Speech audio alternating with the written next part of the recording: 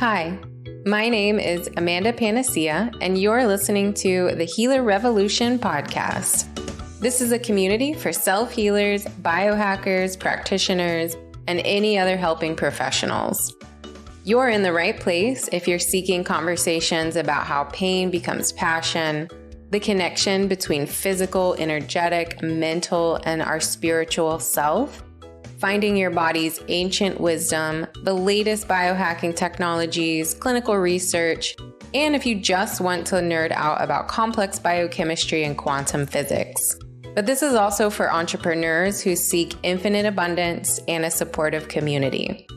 So pour a cup of King coffee or Sisters tea and let's join the revolution. Welcome back, everyone, to the Healer Revolution podcast. This is Amanda Panacea, and today I'm really excited to dive deep into the ancient science of Ayurveda and its powerful modern applications with Dr. Shivani Gupta. She is a trailblazer in integrating Ayurvedic wisdom with cutting-edge research, creating transformative solutions to help people heal from inflammation, improve digestion, and live vibrant, pain-free lives.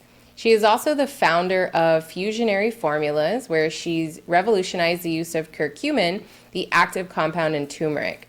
And she uses this for a variety of symptoms like chronic pain and inflammation. In this episode, we're going to explore how curcumin works within the Ayurvedic framework to help balance the body, mind, and spirit, and how it bridges the gap between ancient healing traditions and modern science.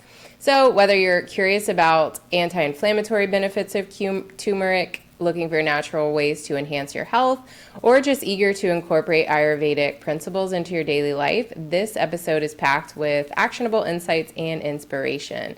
Thank you so much for joining me, and let's get to the conversation with Dr. Shivani Gupta. Hi, everyone. Welcome back to the Healer Revolution podcast. I am your host, Amanda Panacea, and today I'm really excited to be getting to sit down and have a conversation with Dr. Shivani Gupta. Hi, Dr. Gupta. How are you today? Hi, I'm great. How are you doing? Good. Thank you so much for joining me. And we were just chatting. You're in South Florida as well, so that's awesome. Yes. The best place in the world. No, I don't know, but It's beautiful. It's just beautiful. I mean, this and Italy, I would say, are my two places I would want to live. Yes, exactly. And, people are always like, oh, you're so lucky. I'm like, no. I made sure that I would be living here. This was a very very large effort to get here. Yeah, absolutely. Awesome. So tell everyone a little bit about your background. How did you become Dr. Gupta? What is your story? And what are you most passionate about now? Sure. So I am actually from Houston, Texas. I'm a Texas girl, and my parents moved here as immigrants in the very early 80s. And they came here with basically like $25 in their pocket and a dream. And I grew up living in two worlds. I grew up living in the US and living in India because they would want to go home, see their family, their parents, their siblings. And I always grew up living in these two places that were so different from each other. When I was in Houston, if I got sick, I'd just go to the pediatrician and they'd give you a prescription and you'd eventually get better, and that was it. But when I was in India and I was sick, my grandma would make a tea or a tincture or use some turmeric and different spices. And I kept thinking, like, who's right? How come we function so differently? I don't understand. And so the years went on, and my sister was always really healthy. She was stronger, everything was easier for her. And I was chronically sick. I would either be air sick, sea sick, car sick, or I would just get sick, and then I would be left behind constantly. And so by the time I got to high school, I had colds all the time. I was taking Augmentin and really strong antibiotics month after month, because that's what the pediatrician used to do back then. And I just had no idea why. And then finally, I get to college, and I was sitting in a doctor's office in India, this Dr. Gupta's office. I was disastrously sick again. They were like, should we take her to the hospital? She can't keep anything down. And he goes, you know what? Here's your prescription. And it was like a very strong antibiotic and then 11 medications for the symptoms. Wow. And I looked at him, and this voice inside of me was just like, no, we're not doing that again. And I had already done this my whole childhood. So I looked at him and I was like, what are those medications? You're going to need to explain them to me. And so he explained them, and he's like, well, the first one's an antibiotic, the rest are for symptoms. I was like, well, you forgot a probiotic. And why don't you dumb that antibiotic down a couple notches and I'll come back to you if I need a better one. Sorry. And so that was the first moment I really advocated for myself. Like the first time I really said, you know what? This is not working for me. And I looked outside and I told my parents, we're in the land of yoga, Ayurveda, spices and herbs and other solutions. Like, can we go look for that? Can we go figure that out? So we went on this quest and this journey. And I went to East India, West India, South India, everywhere, Kerala. And I just went and studied in these different centers under these gurus. And the way Ayurveda is practiced in India is pretty different than how we're going to live it here. But it healed me. It healed my gut. It gave me an immune system. It gave me peace. It gave me back my brain health. Like everything that I felt like I had lost, I gained back that strength and that immunity that I wanted. And so then I thought, okay, this is really amazing stuff. Why do we not live this way in the West? How come we don't understand Ayurvedic self-care tools? How come we don't understand gut health is all health? Like, how come this stuff didn't translate over? And that's when I made it my life mission. I was like, that's it. I'm going to study Ayurveda. I'm going to break it down. I'm going to write books on this and teach this topic because no one should suffer like I did. And as I grew up, I was watching my whole family suffer with diabetes. And that diabetes was leading to quadruple bypasses and leg amputations and Parkinson's. So it was like this weird world where I was sick and the family was sick. And I was like, whoa, Yeah. the end stage of this is going to be horrible. And Ayurveda looks like the way forward in a way that we can all keep our health and build it. Yeah. And so explain what Ayurveda means to somebody if they have never heard of it before. Sure. So just like we have naturopathic medicine, homeopathic medicine, traditional Chinese medicine has acupuncture within it. Just like we have all these different systems, Ayurveda is a system of medicine, health, and healing from India that's over 5,000 years old. And so it's Ayur, which Ayur is the science of, Veda, life. So it's just a science of life. It's a way of living. And so within Ayurveda, we teach a couple of different areas or pillars of focus: gut health, diet, sleep, circadian rhythm, detoxification. We teach about the super spices, is what I call them, because I think they're the new superfoods, but spices like turmeric, ginger, ashwagandha, and all those adaptogens we're hearing about right now. And then we teach a lot about the doshas, or the individual mind-body constitutions that we all have. So I really look at it as ancient ancestral wisdom that had a lot of truth to it. And that wisdom is what I'm bringing forward for us so we can apply it now, because we obviously need some help with our health. Yes. Yeah. You could say that twice. Yeah. So I've taken like some dosha quizzes before, on the internet, like what is your dosha? Can you explain what those are? Because I agree, like there's so much ancient wisdom that we're finding out now, like scientifically, like, oh, that was true because of this. We can study that now. Yes, and which is so cool. So modern science has proven that the gut microbiome is all health, and gut microbiome is brain health and immune health, which Ayurveda said. 3 Nobel Peace Prize winners proved that circadian rhythm is true. And so chronobiology is this huge area of study. Chronobiology just means we are in rhythm with nature. We have to be in rhythm with nature if we want great health. Yeah. And so when it comes to all these different topics, the doshas are really powerful, because doshas is your self-understanding of why and how your body functions the way it does. So you can take a dosha quiz. I have one on my website, and it'll tell you that you're either vata, pitta, or kapha. Here in the West, we pronounce it vata, pitta, and kapha. And so a vata person is going to be more of the elements of air and ether. Those are what's going to dominate their traits. They're going to be more thin and wiry. They're going to be like Energizer bunnies. They're go, go, go, go. The mind is always moving. They have a tendency towards disrupted sleep, disrupted diet, and anxiety. This is a really creative person. They can just keep generating cool ideas and cool things and artistry. So a Vata person has their own template of their schedule, their diet, and things they can do to stay more balanced and grounded and whole. Then you have the Pittas. The Pittas in the middle. This is not thin and wiry, and it's not big boned and strong like Kapha. This is medium body, reddish skin, reddish hair. Pitta people tend to be fire. Our main element is fire with some water. And so a Pitta person is going to be ambitious, go-getter, they have a tendency to be kind of like a volcano. So they erupt if they're imbalanced. They get hangry, burnt out. They tend to explode on the people around them. And so you have to be very careful as a pitta to stay cool, calm, and collected. Mhm. And then you have the guffas, which is bigger boned, stronger, of the earth, rounder features. They're very slow and steady, one thing at a time. Their energy is very earth and water. And so they have to really support their metabolism, get their energy moving at the beginning of the day, eat warm, nourishing, cooked foods, not too many salads. And so it's interesting how each dosha has the things and the seasons and the times of day that support them to stay more balanced. And so doshas can be a very powerful toolkit because if you understand your dosha from birth and then where you are now, your job is to balance yourself back to your original dosha, and that's when you'll feel most at home in your body. Okay, so what I feel now might not be my true dosha. Yeah. Interesting. And how do you know what the true dosha would be?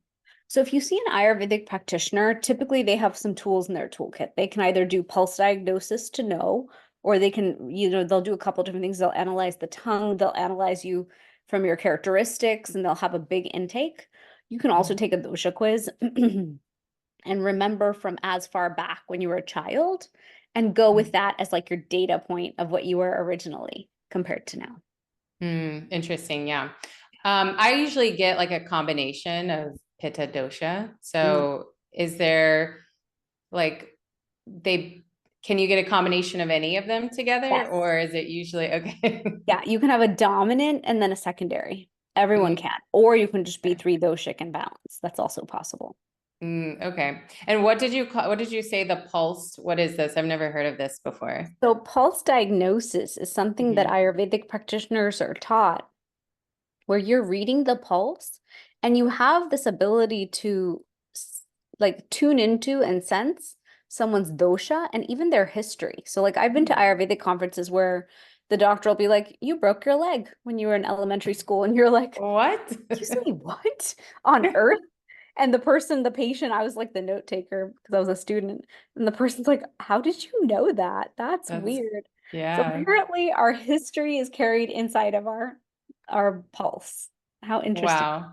That is very interesting. It does make sense though with like HRV and, measuring how stressed we are, Yeah. but that's pretty incredible that you could tell Yeah. like an injury. Right. I know. Interesting. Awesome. So let's say somebody's getting into this kind of work and they're like, okay, I'm gonna shift like how I'm living my life. What are some of the things that people need to do to kind of balance back to their original dosha? You mentioned circadian rhythms. I'm a big component advocate for these too. I would say the first thing to do is always gut health. Gut health is the center of all health. When gut is disrupted, we know everything is disrupted. It'll affect mood, brain, immune, everything. And so looking at your dosha and what that did to your gut is important. If you're a vata, we need to adjust how you eat. You can't eat like a bird and snack all day. We need you to eat some healthy fats, eat some grounding meals, and really like settle into rebuilding gut health. If you're a pitta, you're usually always hangry. So how can we support you in giving yourself your 3 nourishing meals per day? Maybe you need the right snacks. Maybe you need more cooling snacks to stay balanced. If you're a guffa, maybe you're eating the wrong foods. Maybe you're following health trends and eating cold smoothies and cold salads. And to balance you, we're going to go for those warm, nourishing foods that make you feel whole and healthy, but are easy to digest to support that slower metabolism so we can get the metabolism to not be as sluggish. So it really comes down to gut health support through food. We can do it through spices, like adding turmeric and ginger to your life. We can do it through using the right drink. So I drink different teas and things like that throughout the day because different herbs and spices at different times and even hot drinks is very supportive to our health. I always recommend great prebiotics, probiotics, and fiber. We know through modern science that that's so relevant to our gut health. And then really remembering that the gut has this gut digestive fire within it. We call it Agni. And so this Agni or fire is meant to be respected. So a lot of times here in the West, right before a meal or right after, we'll have ice water, iced tea, all these things. So in Ayurveda, we teach no ice drinks. really ever. If you're hot outside and you need a cold drink, fine, but otherwise don't drink cold drinks. When it's mealtime, don't overhydrate 30 minutes or before or 30 minutes after. We know through modern science, our digestive enzymes are trying to do their job. So to dilute them doesn't make sense. But isn't it interesting? 5,000 years ago, they were like, look, it's a campfire. Don't throw water on the campfire right before you cook and right after you cook. Let it do its job. And so it's cool that Ayurveda had this wisdom even back then. Mm-hmm. Yeah, again, something else we're just kind of proving right, and this ancient people had it right. Yeah, I feel like I mean, it's well documented that we're losing like so much of our microbial parasitic fungal species in our microbiome. We've got these crazy overgrowths now. Everybody has low stomach acid. They're stressed out. All of a sudden, everybody's worried about parasites. What are some of the foods you mentioned, like the prebiotic foods and probiotic foods that you can do that are not always reaching for a supplement to help to kind of rebuild the diversity in the gut? Well, in Ayurveda, we teach something called the sattvic diet. And so the sattvic diet is really like a yogic diet. It's one of variety. It's very much reaching into plant kingdom, plant medicine, to give ourselves diversity. And Ayurveda teaches about the circadian rhythm. And so within the circadian rhythm, that's very much about living in sync with nature. And living in sync with nature means living seasonally. So Ayurveda is basically going to teach, give yourself a seasonal diet that's nourishing, that you customize to your dosha to balance yourself. Eat natural foods, local, organic when possible, because that was just assumed back then. Right. Don't microwave your food. Don't eat dead food. Don't eat food past a day old, is a rule out of Ayurveda, which most of us don't follow nowadays. We think like meal prep once a week is good enough. And Ayurveda Yeah, said no. the energy of that food matters. The prana or energy of it is dead. And if you're going to throw really dead food into the system, what do you expect the system to do? It's not going to absorb the nutrition from it and assimilate it. Instead, it's going to treat it like this dead thing, and it's going to ferment, and it's going to like almost be dead within you. And your body now has to fight with that to put it away or get rid of it. And sometimes that creates an accumulation of toxins, which we call ama. And that toxic burden is something that we then have to detox. And so Ayurveda teaches about detoxing every year or at the intersection of seasons because of that accumulation. So the diet is very much like eat for variety, eat for nutrient density, eat for your dosha, eat a good balance of cooked and fresh foods. And those things will all give you good gut health. And nowadays we know that things like yogurt, ghee is part of oleation of the gut, are all beneficial for gut health, in addition to the typical prebiotic, probiotic foods that are fermented. Mm-mm. Yeah, replacing like all the cooking oils with ghee, like you'll never go back. It's so much easier and good for you. And yeah, tell us a little bit about why ghee is so helpful and also why it's good to cook with compared to some of the other oils. So when it comes to some of the other oils out there, there's a lot of seed oils, and seed oils we know are so inflammatories. Seed oils have inflammatory properties. They're processed, they're fake. The body's going to receive them as fake. So it's just not beneficial to the body versus ghee is just purified, clarified butter. And it's been used for thousands of years and it creates an oleation of the gut lining. And we know that when it comes to ghee, it's almost like it's got cooling effects. It's got this balancing effect in the body. So it's a cleaner way to heat and cook your food. And then also, if you are having things like leaky gut or needing support of the gut lining, you can just pour ghee on your food. And that extra teaspoon of ghee is going to create oleation of the gut. If you're constipated, that's a great solution as well. Oh yeah, good idea. Yeah.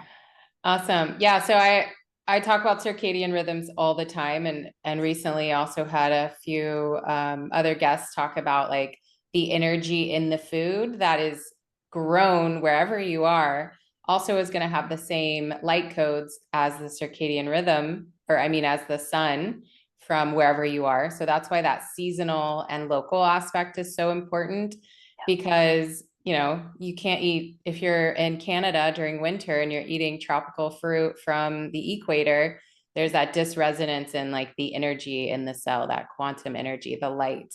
and your body doesn't digest it well in the wrong light environment. It's so Right. awesome. Yeah, isn't it fascinating? Like we never had language for that before. We never had Right, understandings for that. We just thought, okay, well, if I can eat an apple from state of Washington all year long, I'll just eat the apple. Versus right, now it's like, that convenience that we thought was so good actually is not good. So how right. can we bring awareness to seasonality and local support and local farming? Yeah, exactly. And so you also mentioned some pretty big spices, Yeah. turmeric, ginger, some things people are probably familiar with. But why are spices so medicinal? How can they be supportive of our gut health as well? So I think of spices and the super spices as the new superfoods. For Hmm. decades, we've heard of superfoods like spinach and blueberries and salmon and avocado, and these foods are nutrient dense foods. They are beneficial. And there's even the different ones like maca and matcha and all of those and miso. Like I've read about so many of them, and I went to look at like why are you beneficial to me? Like, why should I take this thing that might taste weird or different to me? They all were anti-inflammatory and antioxidant. And I was like, wait a minute, are we just eating a whole ton of different things and trying to put stuff them into shakes for their antioxidant, anti-inflammatory benefits? Okay, all right, I get it. That's good for us. We need foods that are rich in those properties. But how else can I get them? And so when I was sitting in my master's of Ayurveda, in my classes, my master's classes, my teacher in herbology started explaining the benefits of each spice, and they were the same. And that's where I was like, oh, okay, so these are superfoods too. I just didn't respect them for being that because I eat them every day in Indian cuisine. And so we Yeah. use in our cuisine turmeric, ginger, coriander, cumin seeds, hing, which is asafoetida, fennel seeds, so many different things, and each of them has profound benefits. For me, I did my dissertation on turmeric because I just love turmeric. It's anti-inflammatory, antioxidant, antiviral, antibacterial, antifungal. So it helps a lot even with gut health because if there's stuff in the gut that needs to be kicked out, it can go in there and kind of scavenge and kick out what needs to be kicked out. It kills zombie cells in the body. So over time, we accumulate zombie cells that wreak havoc inside of us, and our body loses the ability to get rid of them. And curcumin from turmeric will go in there and get rid of it. It has a lot of impacts on aging.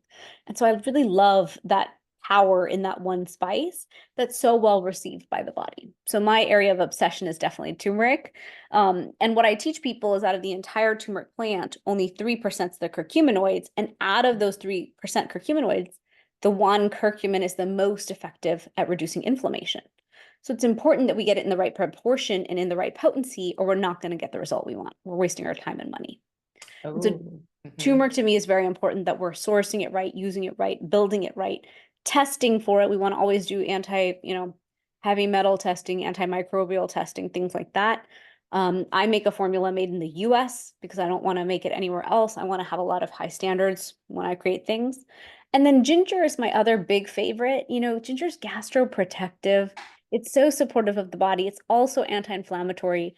A simple ginger lemon tea in the morning is a habit that kicks off that digestive fire, gets our metabolism churning and burning for the day. It's also a great thing to do before we start caffeinating. So really dropping something beneficial in that's alkalizing and gut protective and creates peristalsis, gets the gut moving for the day is a good thing. So I love simple things like that. And then my other favorite from Ayurveda is the adaptogens. So we have ashwagandha, shatavari, brahmi. Like each of these is so good for us. So I love creating perimenopause and menopause and hormone balancing solutions because I think we need them nowadays, stress management solutions. Definitely. And so, what is an antioxidant compared to an adaptogen? And is there a lot of overlap with some of these herbs? Yeah, I mean, a lot of them do overlap actually. Like turmeric and ginger in one sense overlap in their benefits. They both are anti-inflammatory.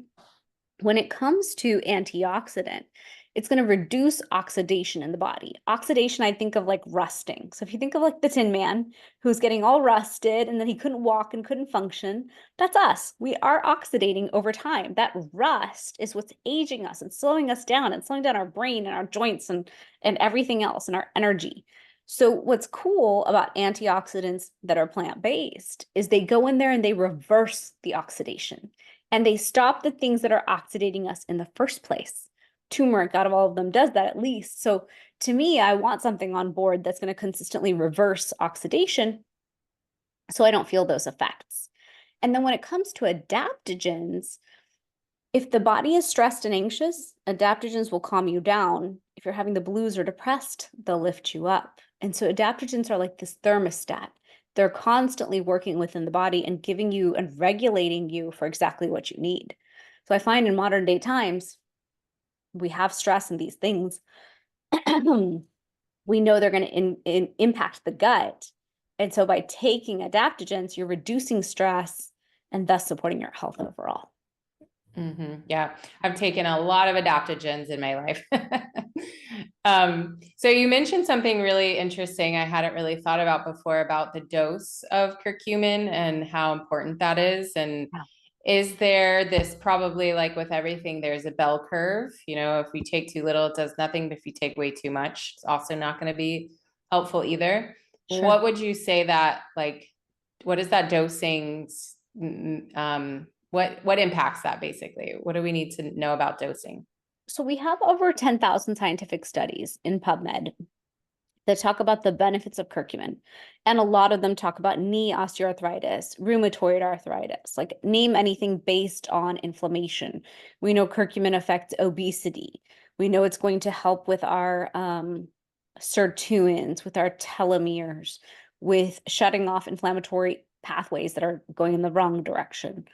And so when it comes to curcumin, up to 8 grams a day is safe, which is a lot of curcumin. No one's going to take 8 grams a day. So the normal dosage is 1,000 milligrams or 1,500 milligrams a day. And we know that at those dosages, we're providing relief. What I've seen is people are able to give up their chronic joint pain medications, taking 1,500 to 2,000 milligrams a day between 2 formulas. So I have 2 formulas. And when they take them together, they give up all their painkillers. And that was my goal, was to prove that curcumin is as effective as what you're using for pain. So why don't you offer, as all the doctors in the West, offer the natural solution alongside your solution, and patient can come off your solution and stay on the natural solution and get the job done. Yeah, awesome. And your formulas, do they contain about that much, or is that like a high dose? Yeah, so turmeric gold I built with 500 milligrams per capsule, and inflammation relief has 400 milligrams per capsule. But that's because I wanted to add all the other herbs from Ayurveda that reduce inflammation. So we have others like boswellia, dried ginger, amla, black pepper, of course, for absorption. So the symphony of herbs works synergistically to provide the result. So I like to give people one as like their daily preventive support, but one if you know you're inflamed. And then the combo was actually created by the doctors. I never thought to combine them. And that's how they got their patients out of pain. And the chronic joint pain patient isn't taking NSAIDs anymore. And then we've been able to cut opioid use down as well. Oh, that's big. Definitely. Yeah. So obviously these are fantastic for the people dealing with this chronic inflammation, chronic pain, but is there a danger to maybe taking a lot of these anti-inflammatories for long periods of time? Or is this kind of a benefit for a short period of time as we address why you're in chronic pain or chronic inflammation? Yeah, as a supplement company owner, the right answer is take it every day forever because it'll work. And the thing is, that's simply not true. We're all supposed to cycle out and in with our supplements, no matter what the supplement is.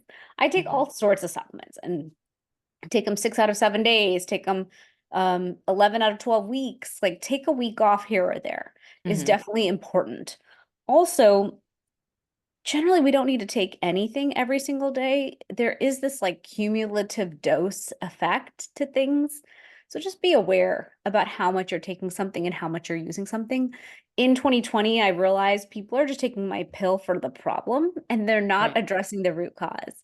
And so after winning at the problem, I was like, well, wait, like, don't you get it? You have to sleep and you have to move. And so that's when I built my 6-week program to immerse people into Ayurveda. Because I was like, guys, the lifestyle is more important than the pill. So let's use the turmeric pills to get out of pain. Like let's get that fire put out. But the minute you're feeling better, let's talk about lifestyle shifts. I want you to sleep better, move better, eat better, uh, gut health, all those different topics. Yeah, I totally agree. And that's where I was kind of running into very similar problems. People wanted to stay in my programs and do the supplements, but they were staying in toxic jobs. They were, not addressing their childhood trauma, and they were just, why am I not getting better? And you're like, well, because this might be helpful, but you really have to rearrange your life a lot of times when you're to the point where you have a chronic illness diagnosis. So, Of course. Yeah. And curcumin is something that I always resonate for. I use bioenergetic testing, and for me, it always comes up as a helpful intervention. And then even my full epigenetic panel, one of the top 10 supplements it recommended was curcumin. Nice. So I assume I have a lot of genes that will respond really well to it. I've taken it multiple times since it's come up so much. And I was also wondering, with the reason that curcumin might be coming up, does it have any effect on histamine, mast cell stabilization, or anything like that as well? We have science on it impacting that. What's interesting is each person is so different. And what I've seen is because we're so inflamed, if we can reduce systemic inflammation, yes, it can. There's a word for it. It can impact other systems, but it's really going to address the bigger issues and thus get people out of pain and out of trouble faster. Yeah. Yeah, because I went through mast cell activation and mold illness. And so I was thinking maybe it was coming up for, like, obviously the inflammation, but if it had like some other effect on, because I'm one of those like high allergy person even before I got sick. So helping with like the inflammation from allergies and all that. It can help prevent the release of histamine from mast cells and reduce mast cell activation. Okay, yeah, that's what I was thinking too, especially like after looking at my genetics. It was like top supplement. Yeah. Well, what's interesting is I was working with this geneticist out of Clemson University, and we are studying why is it that curcumin is so well received by so many genes in the body. And it's kind of crazy. Like if you look at the images we've developed, it's like probably in our theory, one of the most well-received plants by the body to help us. So we're still studying like why. We don't know why, but we're surprised by how well it's received. And kind of back on the circadian rhythm, what if turmeric doesn't grow near where you are? Is it still okay to take it? In an ideal world, we would definitely source everything local, Yeah. That's just the truth is local is better.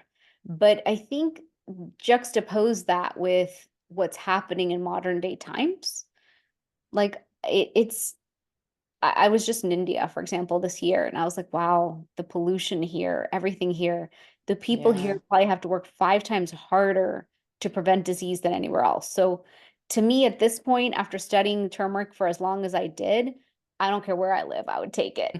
Yeah. Ginger too, I would take it. Ashwagandha too, like the adaptogenic and the supportive anti-inflammatory herbs from Ayurveda, to me are non-negotiable no matter where you live. Yeah, I totally understand. And I was just also thinking, with like ethnicity, where you're from, does that matter at all? Or is it really well received for most cultures too? I'm seeing that it's well received by most cultures. And like I said about the DNA, which was interesting to me that our DNA as humanity so well receives it across so many different gene expressions. So that inclines me to believe that almost all of us benefit. Are there certain ethnicities that won't? I'm sure. I'm Yeah. sure. Because as an Indian, I know that a lot of times when I give myself a remedy, I receive it the best because I'm Indian. So in the same way, if you were Mexican, if you were Irish, like your foods from your ethnicity will likely be the most healing thing from you. Now we live in a global world where we eat everything, but I definitely do think that acknowledging that and reaching to your toolkit first is better. And then reaching into the best out of everyone's toolkit is also good. Yeah. Yes, definitely. So let's talk about ginger a little bit too. So ginger compared to turmeric, what are the big differences? Good question. Ginger is gastroprotective. Ginger is anti-inflammatory like turmeric is. Um, Honestly, I consider them pretty similar. I just think of it as turmeric has more benefits than ginger because it's antioxidant, because it has all those protective effects and immune modulating effects. But Mhm. truly, a lot of people could use ginger like turmeric. I just think turmeric's like the bigger sister who's better at some of the more serious stuff. Got it. And do they usually grow in the same types of climates? Yes, very much so. They're like sister plants. Yeah, they look very similar. Yeah. Awesome. So I know that turmeric or curcumin can be used for other things as well. Like I one time made a teeth whitening paste with turmeric. What are some of the other off-label or different uses of turmeric? So it's interesting. Turmeric topically is very beneficial. In ancient India, they used it before weddings. If the bride came, every time the bride comes to be at her wedding, full body, they create a paste for you. They rub your body in it because it brightens the skin. We know it's antibacterial on the skin. So if you have any acne or any issues going on, it's going to help clear those things up. We know that it's beneficial for yeah, I mean, mainly for skin, mainly for antibacterial. Anytime you got cut or hurt, they would use turmeric topically.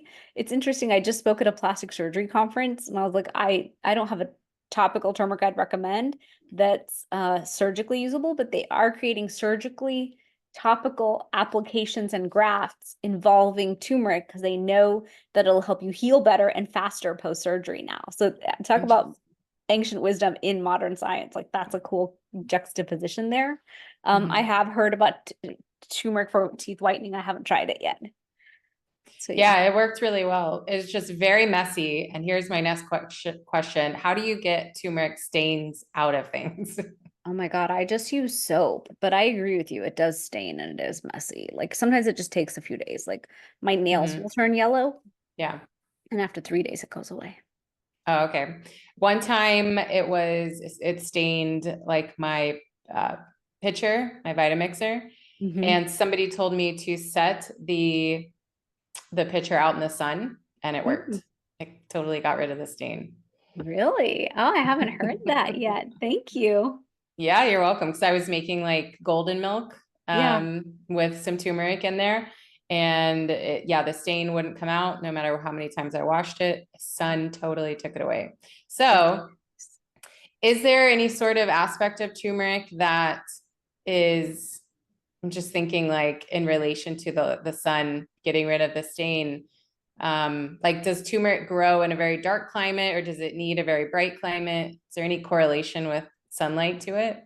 It grows in a bright climate. I mean, India is the largest producer of turmeric in the world, Mm-hmm. and it grows in all of our hot places. India's hot, like Texas and Florida is hot. Yeah. Yeah. Yeah. Okay. That makes sense. Yeah. And you mentioned something earlier that I think is very, very important with spices, especially to make sure that the quality is being tested, third-party testing for metals. This is a humongous problem of any herbs that have to go through China and these unregulated countries. Yeah. So you make your products in the United States, you Yeah. do third-party testing. What are some of the risks of maybe buying like a cheaper turmeric somewhere that might go through China? It might say made in the US, but then I believe sometimes they Ingredient. still, yeah, they get sent through China and then they come back. Is that correct? You know, that last piece, yes, actually, yes, because someone asked me, someone offered to do that for me, and I was like, no, no, Yeah, yeah. Like no. why? So what's interesting is the Wall Street Journal or the New York Times about a decade ago went into big box retailers and picked up the supplements right off the shelf. So think of like your drugstore, your favorite big box retailer to buy stuff. And they found that over 75% of the supplements on the shelf did not have the ingredients, the active ingredients at the level stated on the bottle. And that really enraged me because, like I said, I've had an immune system my whole life that didn't work. So I really depend on supplements. When I take a D, I need you to work. When I take a quercetin, a probiotic, I need you to give me what I paid for and what I looked for, or else you don't understand the level of sickness I can have and chronic. So to me, I saw that and was like, wow, okay, so we really have to find supplements we can trust. And then when I finished my PhD on turmeric, I was ranting and raving about how turmeric can do everything. And my family was like, why don't you make your own? And I was like, well, I'm only going to make my own if I know it's better than everyone else's. Otherwise, what a waste. I should just buy someone else's. And I was so surprised, but everyone's very different in how they label their product. So you'll see a lot of turmeric supplements because people have shown me all their supplements over the last decade. Turmeric supplements will say curcuma longa, 1,000 milligrams. Curcuma longa is the plant name. That's like saying turmeric powder, 1,000 milligrams. But most people think curcumin, curcuma must be the same thing. Okay, I'll buy it. Or they'll play all sorts of games on the labels and they won't say any standardizations. So here's how I look at it. I want to buy supplements made from small businesses who actually care about us. I want to buy supplements made in the United States where we all have liability around what we create. I want to buy supplements that don't have ingredients from China, if possible, because I don't always know what their rules and standards are over there. For me, I source out of India or South America, Ecuador, but mainly India because I want my ingredients to be authentic Indian Ayurvedic herbs working synergistically together. My curcumin comes out of South India, and I have worked with the same supplier for 10 years now. And that was a control I put in place because I wanted to invest in science and publications using my formula. And so when we have our curcumin come out of India, it goes straight from India into the West Coast in the United States, where before touching it, they have it third-party tested. They want to ID test. They want to know that it's not adulterated. They do heavy metal testing so that we all meet the right standards and the best standards we can. Then you go into production and you have to do pre and during and post microbe testing. So you know that you're not causing any trouble or giving someone something that's not healthy. And then we again do that heavy metal testing at the end to make sure that even using machines and stuff to make a product, you didn't somehow harm and adulterate that product. And so when I finish that product and receive it, I know that it's exactly what I built in exactly the right way, in exactly the right proportion to deliver the exact result I want. And I've done it the exact same way for 10 years so that I could consistently say, hey, doctor, I know this is going to work in your patient.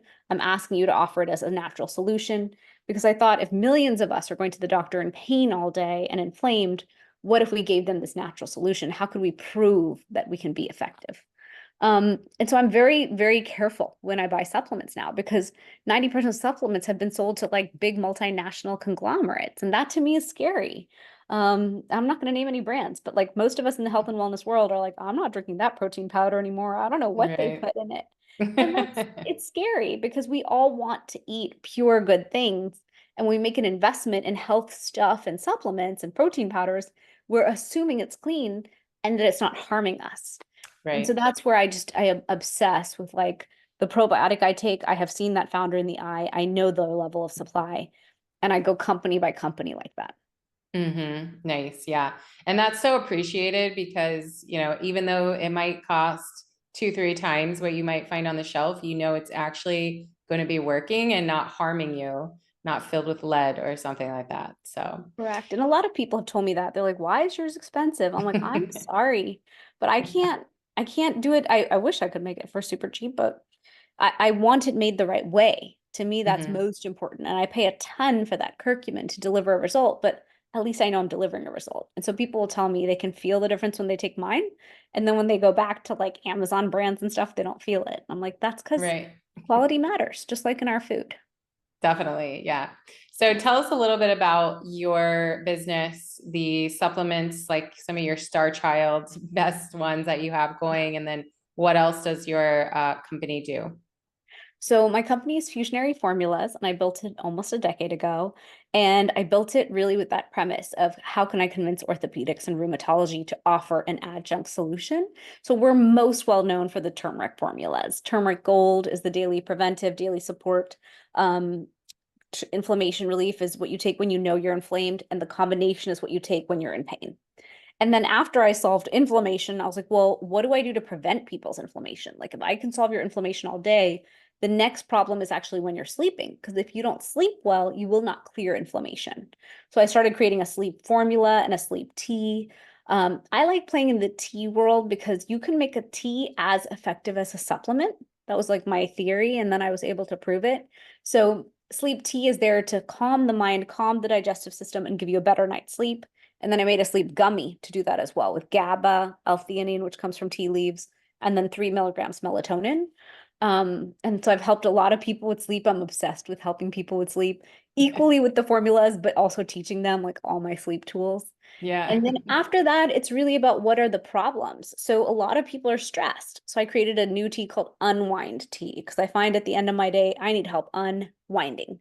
I made a menopause support tea for perimenopause and menopause because women have hot flashes and night sweats and issues. So we're mainly known for creating women's wellness support supplements based in Ayurveda. Beautiful. Love it. And you mentioned you had a program as well. Is that also kind of listed on the same company website? On my website, as my personal brand, shivanigupta.com, I have my Okay. 6-week program, my dosha quiz, a lot of my guides on Mm-hmm. inflammation, on Ayurvedic self-care rituals and things like that. Just because I feel like if we want to approach our health in a holistic way, take the tools, but also adjust the lifestyle. Yes, big time. The lifestyle stuff is going to be so much more effective when you shift every little thing that you're doing on a day-to-day basis to be in alignment with who you are, good stress levels, all of that will make a much bigger dent than any supplement you'll ever take. So True. that's very important. Yes. Very true. And then my last question is there anyone that should not take a curcumin supplement Yes. or somebody who, or like a genetic SNP by chance that does not do well with curcumin? I don't know the genetic SNP answer, but I'm gonna go research that. I'm curious now. I can talk to my Okay. genetic professor friend and be like, can we pull it in the reverse? That's a reverse answer question. Yeah. We never looked for the negative, we only looked for the positive, of course. Mm-hmm. Yeah. Um, but when it comes to curcumin, I do tell all my physicians, look, and practitioners, it is anti-inflammatory, but it's also a vasodilator. It does gently thin the blood and increase blood flow. So it's great since it increases blood flow because people are suffering with ED and they want hair growth, and they want better skin and all those things. So it's good in that sense. It's bad in the sense that if you're on a blood thinner, you should not take curcumin. So that's the biggest Mm-hmm. contraindication. And then the second is if you are low iron, keep an eye on it because you might need to supplement more with iron while taking curcumin, again, because it's thinning the blood. And then if you have kidney stones, keep an eye as well. You might need to hydrate more or do more of your precautions. And then Mm. that's it with curcumin. Curcumin from turmeric in Ayurveda is thought to be a little bit heating to the body. So if you're living in the most burning hot place and you're outdoors all day, maybe limit your curcumin use. But all of us who Mhm. live in AC climates are fine. Interesting. What's the connection with the kidney stones? Um, I don't know, but I know that it's in my list of contraindications. Okay. Because Yeah. I've had kidney stones before and I've worked with people who have had kidney stones and you don't always know until it's too late. Yeah. Like they're brewing for a long time. Interesting. I wonder because, calcium and iron have a relationship and you mentioned iron with the blood thinning. So I wonder if there's a relationship there too. It says curcumin can contain oxalates, but curcumin Mm-hmm. products also can contain little to no oxalates. So it just depends. Okay. Okay, yeah, that would make sense. So it like somebody who has an oxalate sensitivity, should they also avoid curcumin? Yeah, they should keep an eye. They can try it Hmm. and then see does it trigger you or does it not? Yeah. Well, there's also like the double-edged sword of curcumin's helping with, fungal overgrowth, because that can be a real big reason why people would have the oxalate issue Right. to begin with too. So it's like, which one? Yeah, that's why I said earlier on the mast cell and histamine issue, like Hmm. usually the reason you have the problem is that low-grade persistent systemic inflammation that caused trouble. Right. So I usually look at it as try turmeric first, see if it solves the problem. And if it doesn't, okay, let me go look downstream at new issues. But for me, over the years, turmeric has always just done the job because it's so multidimensional and multifunctional that I always reach in that toolkit first. Usually I get my problem solved, and then I Yeah. can, if I have to go further, I will go further. Yeah, makes sense. Awesome. So tell everyone where to find you. What's your website? What's your social media handles? Sure. So my website is fusionaryformulas.com. It's Fusionary formulas. And we're with that name on Instagram and social. And my podcast is the Fusionary Health Podcast, where I interview amazing doctors and practitioners like you. And then I have ShivaniGupta.com, my name, Shivani. And it's at Dr. Gupta on Instagram and all the fun social channels. Awesome. Thank you so much. Perfect. Anything else? Any like really cool facts about curcumin or anything like that you want to add last?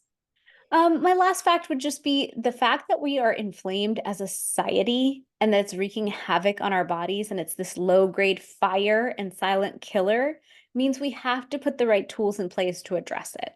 Whether it's turmeric, whether it's ginger, whether it's sleep and great lifestyle, make sure you're doing the work to reduce that inflammation so that you can have vibrant health and preventive health for your longevity. Yeah, perfect.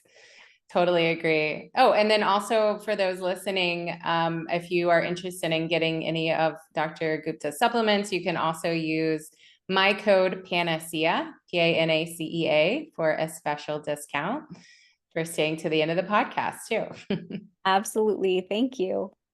Awesome. Well, thank you so much for joining me. It's been an absolute pleasure, and I look forward to being friends with you in South Florida. Absolutely. All right. Thanks everyone for listening. Thank you, everyone. I am just so thrilled that you're listening to the Healer Revolution podcast. This has been a huge passion project for me and super therapeutic on top of that, helping me to use my voice and connect with other like-minded individuals. So if you're enjoying the podcast, please like and subscribe. Please share on social media or with your audience or friends or loved ones. I truly appreciate it. It does take a lot of time and financial costs to run the podcast, and it is not a moneymaker, let me tell you. So if you are enjoying this, I would truly appreciate your support just by sending me a post, a like, and a subscribe. Thank you so much.